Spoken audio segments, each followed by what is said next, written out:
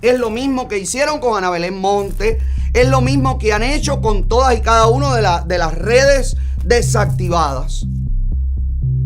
Yo quiero hablar con un invitado súper especial, ex agente de inteligencia y que conoce muy de cerca el caso de la espía cubana recién liberada, Ana Belén Montes. Así que le doy la bienvenida al señor Enrique Díaz.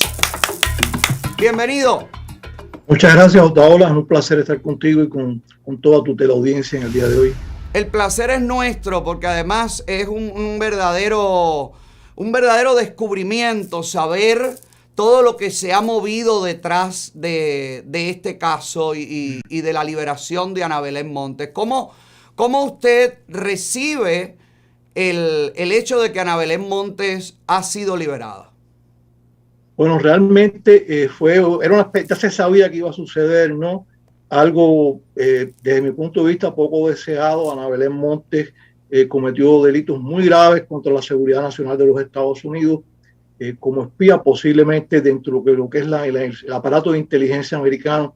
Primero es el caso de espionaje más connotado cubano descubierto y atrapado aquí en los Estados Unidos, aunque debe haber otros y ha habido otros también, pero bueno, hasta el día, hasta la fecha, el descubierto más connotado ha sido de ellos. Pero incluso si se revisa la historia de diríamos, cuando se habla de Guerra Fría, la Guerra Fría, como tú señalabas hace un momento, en mi opinión, nunca terminó. O sea, hubo una ficción, una ilusión de que había terminado, pero realmente muchos enemigos de los Estados Unidos se mantuvieron como se mantuvo la dictadura cubana, y otros tomaron energía. Pero bueno, cuando se revisa la historia del espionaje contra los Estados Unidos, posiblemente uno de los casos más connotados es el de Ana Belén Montes, que incluso comparándolo con los dos casos más importantes que tuvo la KGB, que fue el oficial de la CIA Ames, que fue capturado en el año 1992, que capturó, o sea, que durante años había espiado para la antigua Unión Soviética y luego para Rusia. Y el caso del otro señor también descubierto en los 90, que trabajaba para el servicio de inteligencia ruso y había trabajado antes para la inteligencia de la KGB y era del FBI. Esos dos casos fueron personas que no fueron reclutadas por el servicio, por la KGB, pero el servicio que se vendieron. O sea, ellos le tocaron la puerta a la KGB. No fue un caso como el de Ana Belén Montes y como el de tantos otros que trabajan para la dictadura cubana, que fueron casos trabajados durante años dirigidos a la comunidad de inteligencia norteamericana. Ana Belén, yo estuve leyendo, Enrique, perdóname que te interrumpa, yo estuve leyendo que Ana Belén también vendió a través de Cuba información a Rusia de todo lo que estaba pasando en Estados Unidos, de secretos en Estados Unidos.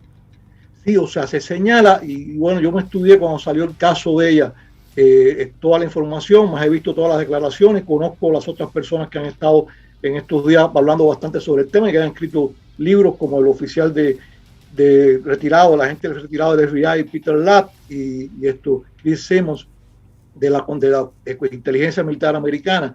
Y bueno, más o menos con todos los elementos que tengo, sí, incluso Ana Belén le entregó a Cuba información de unos temas, posiblemente uno de los temas más secretos en su momento que había en los Estados Unidos, que no se pudo presentar ni en el juicio de ella, porque los fiscales no podían conocer que Estados Unidos tenía ese departamento, que era una sección que se había creado ultra secreta para todo el sistema de espionaje satelital de los Estados Unidos. Y ella era de las pocas personas que había tenido acceso y había sustraído información de ese tipo, que incluso directamente a Cuba no le podía dar uso en ese momento. Sin embargo, era muy valiosa después iba a ser muy valiosa para la guerra en Afganistán, ayudar en este caso a los terroristas en Afganistán, para Rusia y posiblemente, sin lugar a dudas, para China también. O sea, y eso es uno de los mecanismos de Cuba. Antes, incluso en mis tiempos, y perdona que me extienda un segundo más, había un departamento, aparte de toda la inteligencia política contra los gobiernos, en este caso contra el gobierno y de los Estados Unidos, contra el exilio cubano, donde había todo un departamento y otras secciones trabajando contra el exilio en todas partes del mundo. Había un departamento que era el Departamento Científico Técnico, antiguo MR. Ese departamento trabajaba robando tecnología que iba, en la mayoría de los casos, a Cuba, y hubo muy buenos resultados. Además, a Cuba no le servía, se le pasaba a la Unión Soviética, era una manera de pagarle todo lo que daban los soviéticos, y Cuba vendía también información. O sea, la información que que obtiene Cuba, incluso de carácter muy clasificado, científico-técnica, hoy en día, tanto en el área militar incluida, Cuba la negocia con los enemigos de Estados Unidos y en muchas oportunidades la vende, como el caso que tú estás mencionando. Ana Belén Montes no es la única agente, pero sí es la que se descubre con mayor rango, con mayor poder a información. Pagó todo el daño que hizo con estos 25 años de cárcel y lo que le queda de probatoria. No, para nada, para nada. O sea, Ana Belén Montes, que es arrestada, incluso el FBI, que quería haber continuado la investigación, no la siguió, porque bueno, se dieron los hechos del 9/11. Ella iba a ser asignada a un equipo vinculado a la guerra que se iba a iniciar en Afganistán, y se tomó la decisión, por diferentes razones, de proceder a la detención. Había suficiente información para probar el espionaje, sin embargo, ya no fue acusada por el delito máximo de espionaje, sino conspiración para realizar espionaje. Bueno, tecnicismos legales por los cuales la pena máxima era 25 años, pero el delito que ella cometió, según la legislación norteamericana, se le podía haber pedido desde pena de muerte hasta cadena perpetua, que es lo que la mayoría de los amigos que yo he conocido. Yo trabajé como consultor de la comunidad de inteligencia americana durante 12 años, hasta principios de los 2000, y te puedo decir que la mayoría de la comunidad de inteligencia americana, de los que yo conozco, quedaron muy insatisfechos con la condena que recibió Ana Belén Montes, que fue muy benigna, y además un mensaje muy peligroso, Otáola, porque yo te comento, en los años, por ejemplo, en los años 80, yo trabajé 11 años en el Departamento América Latina y Caribe de la Inteligencia. Dirigí el trabajo de la inteligencia cubana en 7 países de América Latina. Me formé en la Unión Soviética en la Escuela de Oficiales de la Inteligencia Cubana en Moscú, y que se entrenaban todos los años de 28 a 30 oficiales, y después, a mediados de los 80, regresé a pasar la escuela de la academia de 6 meses para jefe de la inteligencia cubana. Yo, a pesar de que mi área era esa, yo tuve conocimiento, con mis manos pasaron más de un caso, por eso tuve expedientes de agentes cubanos contra el gobierno de los Estados Unidos, y tuve bastante información, bastantes elementos, por razones operativas, del trabajo de la inteligencia cubana contra el gobierno de los Estados Unidos. En el caso de la señorita Montes y de Marta Rita Velázquez, la que se escapó y está en Suecia. Sí. Y en el caso del matrimonio Meyers, que fue detenido en el año 2009, yo en el caso del matrimonio Meyers vi la documentación que ellos le entregaban al gobierno cubano, que era muy valiosa. Supe las fechas y el sexo de Ana Belén Montes y de Marta Rita Velázquez, y conocí a los oficiales que participaron en todo el proceso de reclutamiento de ellas, aunque fue en diferentes fechas. No solo participó el oficial reclutador, sino participaron otros oficiales que fueron los que hicieron el estudio operativo de ambas desde que eran estudiantes universitarios. Y desde entonces, desde la universidad fue que la reclutan. Exactamente, ellas fueron estudiadas en la universidad. En este caso se plantea que en Johns Hopkins University fue donde fueron estudiados, que por cierto, mira qué casualidad, los 3 casos que han sido expuestos ante la opinión pública hasta el día de hoy, que es el caso de Ana Belén Montes, Marta Rita Velázquez y el matrimonio Meyers, en algún momento de su vida, a pesar de la diferencia de edad, Meyers es mucho mayor que ellas, pero los 3 estuvieron vinculados en determinados momentos de su vida a la misma universidad, Hopkins University. Esto muy significativo desde mi punto de vista, pero refleja una cosa que incluso tú has planteado en programas anteriores, cuando has hablado de la influencia de la penetración cultural en las universidades aquí en Estados Unidos, y es cómo Cuba realiza un profundo trabajo, y estos casos son estudiados desde la universidad, reclutados y luego proyectados a los objetivos de interés. Yo quería subrayar que en esa época que te estoy diciendo, en los años 80, tuve constancia no solo de la importancia de estos casos que te estoy diciendo y de la información que estaban enviando a Cuba, sino de mucho más información y mucho más agentes de importancia que hasta el día de hoy no han sido detenidos, que enviaban información que iba directamente todas las semanas a las manos de Fidel Castro, de manos del jefe de la inteligencia cubana. Entonces, es una cosa que realmente que le debe prestar atención. No en todos los tiempos aquí se ha reconocido eso.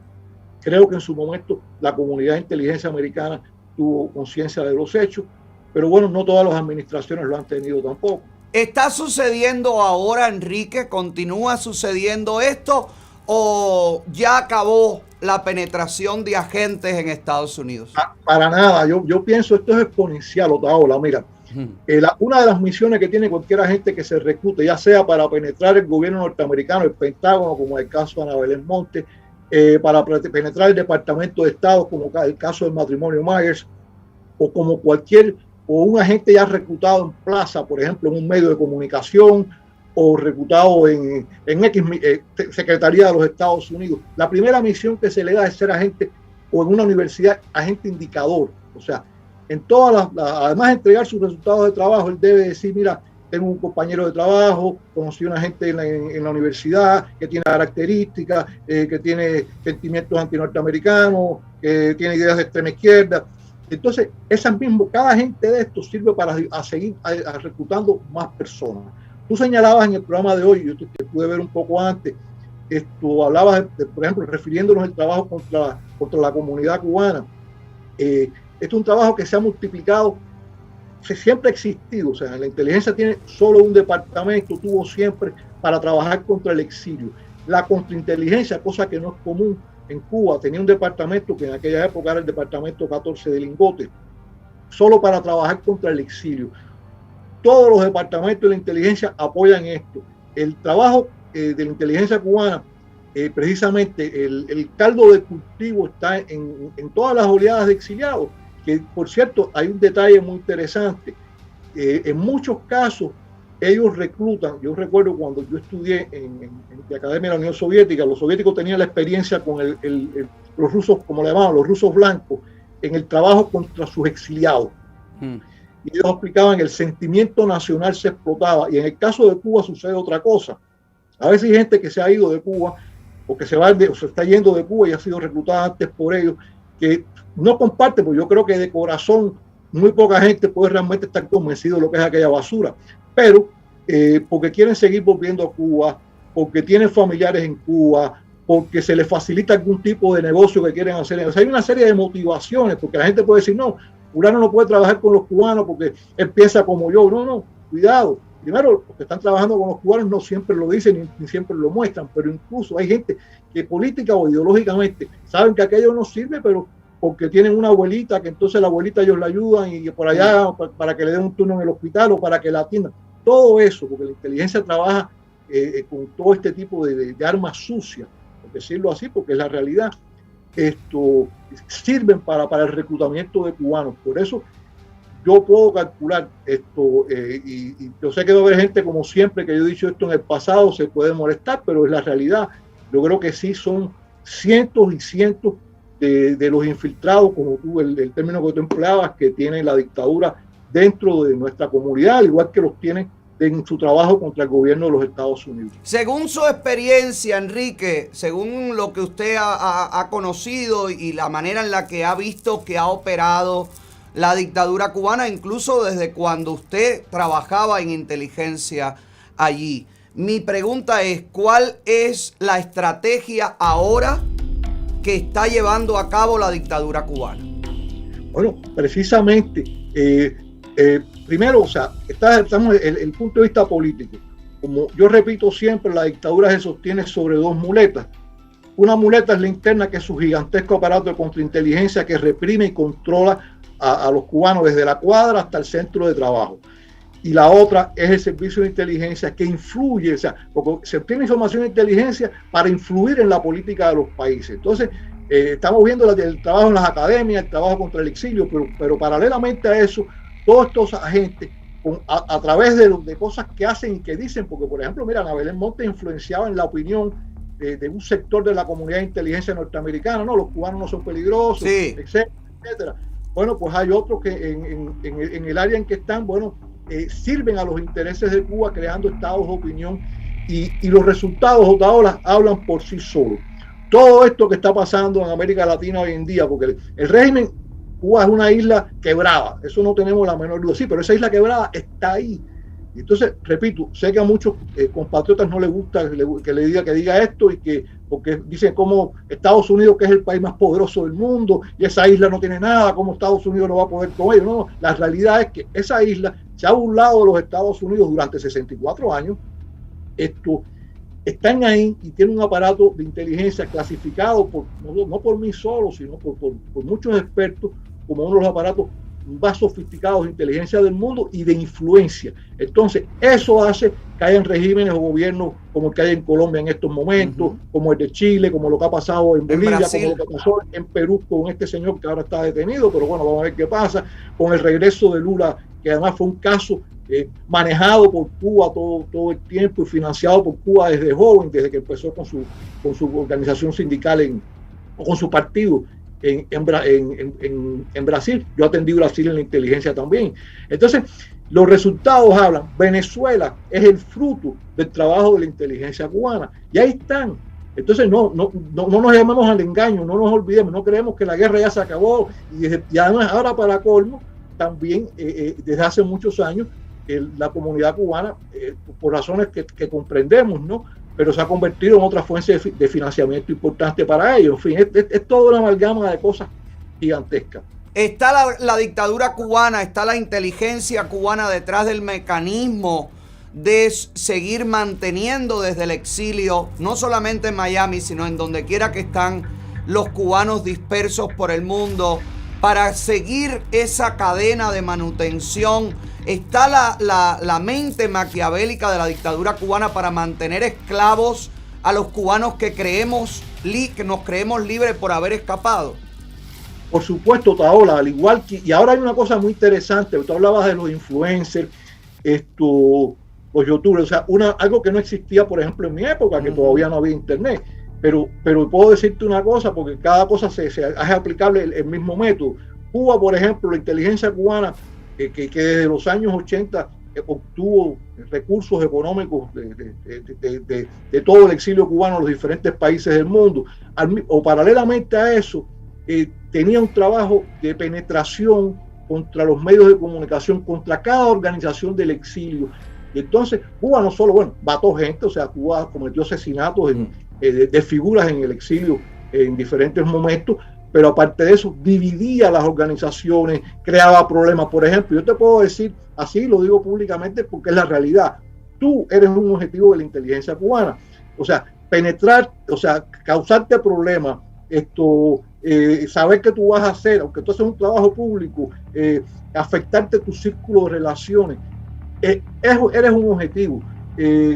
Igualito que lo puede ser un medio de prensa, otro medio de comunicación, perdón.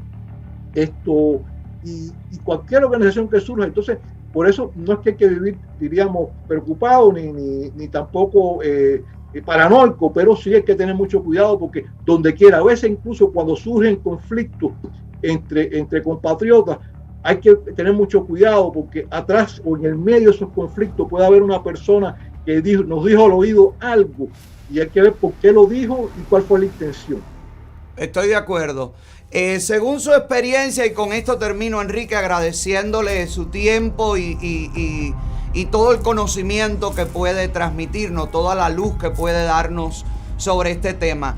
Según su experiencia, hoy los medios de internet, los youtubers, los tiktokers, todos los influencers que están saliendo al mercado pueden ser un producto que le pueda interesar penetrar a la dictadura cubana.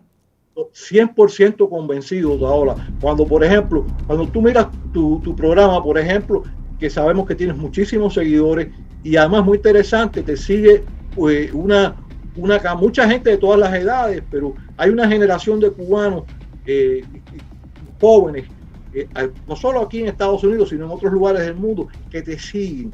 Llegar, o sea, por supuesto que eres un objetivo. Ya eso te coloca como una prioridad en el campo de penetración para destruirte, para afectarte, para hacerte daño. Es así.